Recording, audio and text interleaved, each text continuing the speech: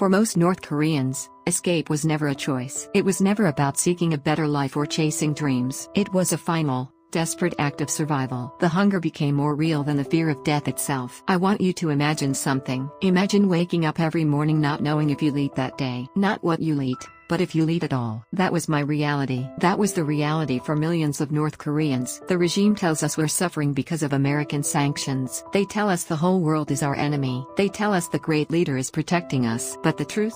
The truth is far more horrifying. Let me tell you about the winter of 1996.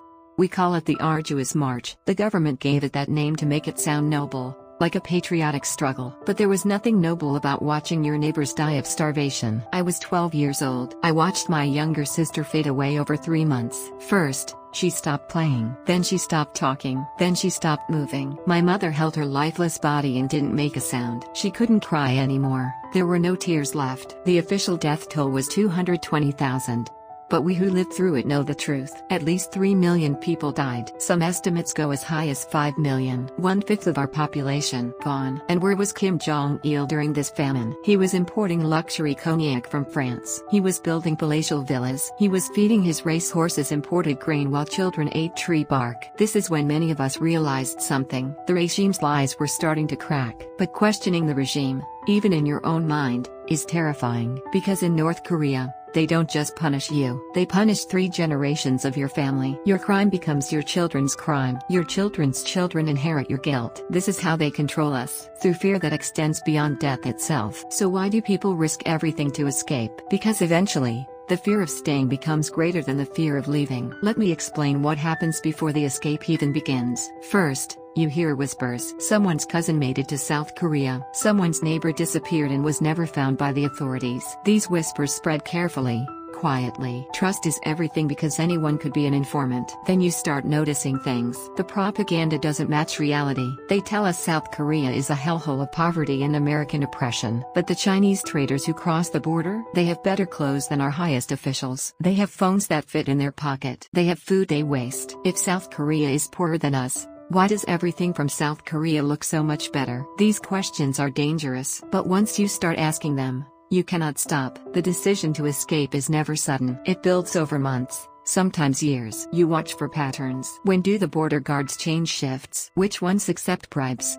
When is the river lowest? You gather small amounts of money. In North Korea, this means trading everything you own on the black market. Family heirlooms, wedding rings, anything of value. You need money for the broker. You need money for bribes. You need money for the journey through China. Most importantly, you must decide who stays behind. Because if you're caught, your entire family is punished. Some families decide everyone goes. But most leave someone behind, hoping the regime won't punish them as harshly. I left my father behind. I was 17 years old, and I left my father behind. He knew we were leaving. He helped us plan it. And he smiled when we left and told us to live well. I found out later he was sent to a prison camp. He died there 3 years after we escaped. That guilt? It never goes away. It sits in your chest like a stone. Every happy moment in freedom is shadowed by the knowledge of what it cost. But I also know this: if we had stayed, we all would have died. This is the impossible choice North Korean defectors face. Save yourself, or save your family. You cannot do both. The journey begins the moment you approach the river, the Tumen or Yalu River. These rivers are not wide. They're not particularly deep, but they might as well be oceans. Because crossing that water means you can never return. You are erased from the government records. You become a ghost, a vanished existence. If you're caught returning, you face execution or the prison camps. There is no mercy. The night I crossed, the river was frozen. It was February. The ice groaned under my feet with every step. I was certain it would crack. I was certain I would fall through and drown in the freezing water. But I kept walking, because behind me was death by starvation. Ahead might be death by drowning, but at least ahead was a chance. The Chinese side of the border is patrolled, but less heavily. If you make it across, you must immediately find your contact. This is your first meeting with the broker, the fixer. Let me be clear about these brokers. Some are heroes who risked their lives to help people. Some are businessmen who see us as products. And some are monsters who sell human beings. You don't know which type you'll get until it's too late. The price is set before you leave North Korea. Relatives who previously escaped to South Korea send money. $7,500 to $11,000 per person. Where does this money go? To handlers in China through secret networks, underground banks, cash smugglers, cryptocurrency transfers. For a North Korean worker who earns maybe $100 a year, This amount is impossible. It must come from family already in South Korea. This creates a terrible inequality. The connected can escape. The truly poor cannot. I was lucky. My aunt had escaped 5 years earlier. She sent money. Without her, I would still be in North Korea. Or more likely, I would be dead. Now you're in China. Congratulations. You've escaped North Korea. But you are not safe. You are not even close to safe. In China, North Korean defectors are not refugees. According to international law, we should be protected. But China has an agreement with North Korea. We are classified as illegal economic migrants. If the Chinese police catch us, we are sent back. And being sent back means death. Either execution or the political prison camps, which is death by another name. So in China, you hide. The broker network moves you from safe house to safe house. These are often run by Korean Chinese families or by Christian missionaries. You might hide in someone's basement for weeks. You might be moved in the middle of the night,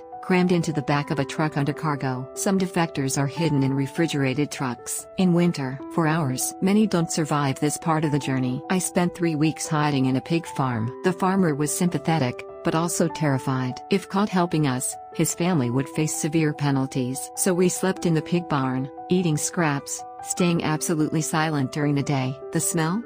You get used to it. The cold? You get used to it. The fear?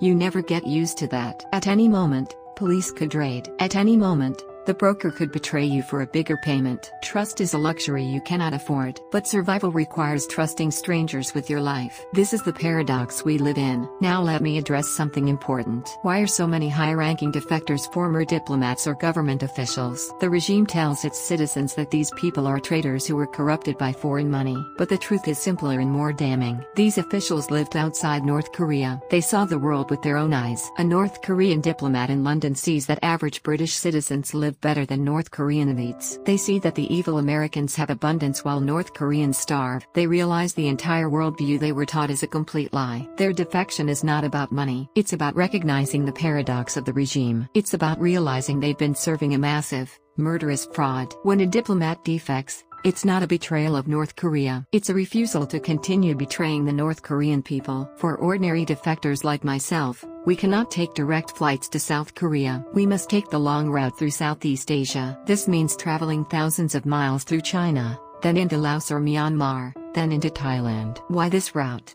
Because Thailand will not forcibly repatriate us to North Korea. If we reach Thailand and surrender to police, we can eventually get to South Korea. But getting to Thailand is its own nightmare. The journey takes weeks or months. You travel hidden in vehicles, on foot through jungles, across mountains. The brokers control everything. And many brokers are criminals who see an opportunity. Midway through the journey, they demand more money. They threaten to abandon you in the jungle or sell you to human traffickers. Women face additional horrors. Many are trafficked and sold as brides to Chinese men in rural areas. Some are sold into prostitution. The statistics are horrifying. Approximately 80% of North Korean women defectors in China face sexual exploitation or forced marriage. I was traveling with a group of 6. We started with 2 other young women. Halfway through China, the broker separated us. He said the women would take a different, safer route. I never saw them again. I don't know what happened to them. I hope they made it to South Korea. But in my heart, I know they probably didn't. This is the reality the world doesn't see. The refugees who make it to South Korea are the lucky ones. For every successful defector, dozens are caught, trafficked, killed, or simply vanish. The final stage of the journey is surrendering to Thai police. Yes, surrendering. Getting arrested in Thailand is actually crossing the threshold of hope. When Thai police arrest you for illegal entry, you immediately claim to be a North Korean refugee seeking asylum. Thailand has an agreement with South Korea. They hold North Korean defectors in immigration detention, then transfer them to South Korea. The immigration detention center is not pleasant. It's overcrowded, dirty, and you're locked in cells with criminals from various countries. But you're safe from repatriation. That's all that matters. I spent 47 days in the IDC. The guards were not cruel, but they were not kind either. We were processed as numbers, not people. But every day, I woke up knowing I was one day closer to freedom. And then, finally, the day comes. You are taken to the airport under guard. You board a plane, and the plane lands in South Korea. The moment I stepped off that plane and saw the South Korean flag, I collapsed. I had made it. Against all odds, I had made it. Arriving in South Korea,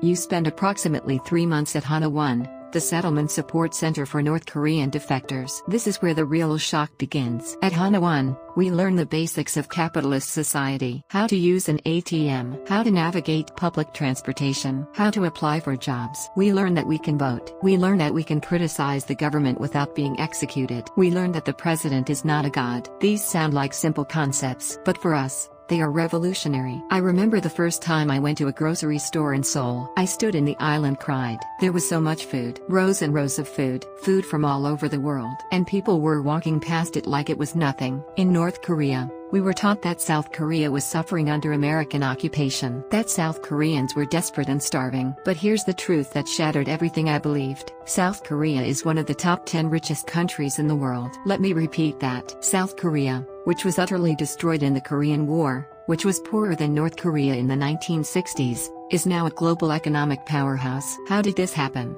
Because they chose liberal democracy and a free market economy. North Korea and South Korea started from the same place. Same people, same culture, same language. The only difference is the system of government. South Korea prospered because its people were free. North Korea collapsed because its people were enslaved. This is the truth the regime desperately hides. As I settled into life in South Korea, I started researching more about North Korea's leadership. What I discovered made me physically ill. Kim Jong Il is grotesquely obese in a country where malnutrition is the norm. Think about that. The leader of a starving nation is fat. His belly is not a sign of starvation. It is stuffed with the finest food and luxury alcohol from around the world. Kim Jong Il spends hundreds of millions of dollars annually importing luxury goods, expensive watches, high-end yachts, foreign liquor, gourmet food. Meanwhile, the average North Korean citizen has access to maybe 300 pounds of grain per year. If they're lucky, the regime controls all resources. Everything goes to maintaining the Kim dynasty's power and luxury, and to the nuclear weapons program. The people? The people can starve. And here's what made me understand the true evil of the regime. It's intentional. The North Korean government is not incompetent. They know exactly what they're doing. The famine, the poverty, the constant fear, these are tools of control. A starving person does not have the energy to rebel. A terrified person does not risk questioning authority. The regime keeps the population on the edge of survival deliberately, because desperate people are obedient people. The nuclear weapons program?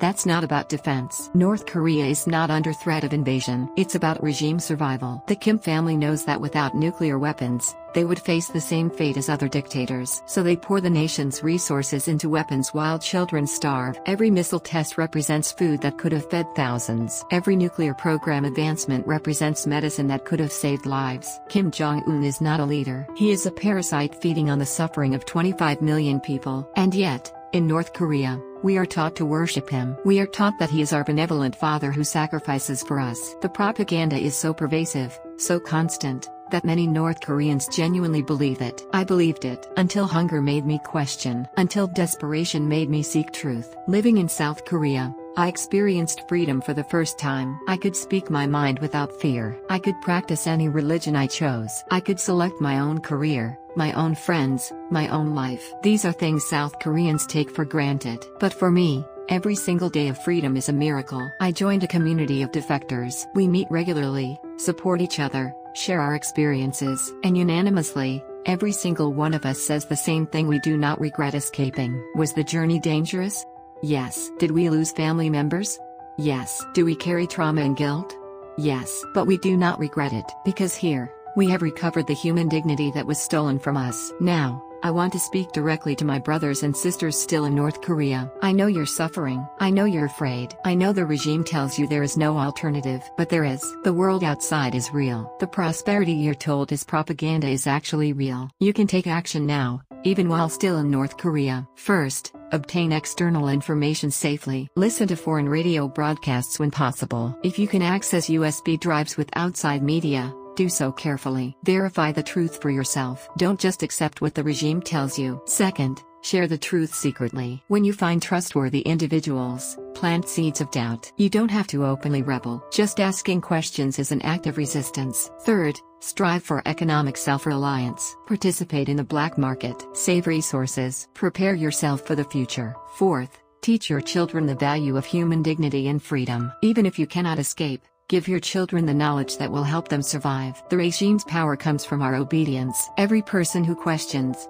who resists in small ways, weakens that power. Change will not come from outside. It will come from within. And to the international community, I want to say this. Do not forget about North Korea. Do not normalize relations with a regime that commits crimes against humanity daily. Economic engagement with the Kim regime does not help ordinary North Koreans. It only strengthens the dictatorship. Support organizations that provide information to North Koreans. Support defector resettlement programs. Keep pressure on the regime. The North Korean people are not the problem. The Kim dynasty is the problem. My escape was 7 years ago. Sometimes it feels like a lifetime. Sometimes it feels like yesterday. I still have nightmares about the border crossing. I still wake up in panic, thinking I'm back in North Korea. But then I remember, I'm free. I can walk outside without permission. I can eat when I'm hungry. I can speak my mind. These simple freedoms are worth every risk I took. My message to potential defectors is this: the journey is hell, but freedom is worth it. My message to current North Koreans is this: you deserve better. Your suffering is not inevitable. It is a choice made by tyrants. My message to the world is this: do not look away. Do not normalize this horror. Every person who escapes North Korea is proof that the human spirit cannot be completely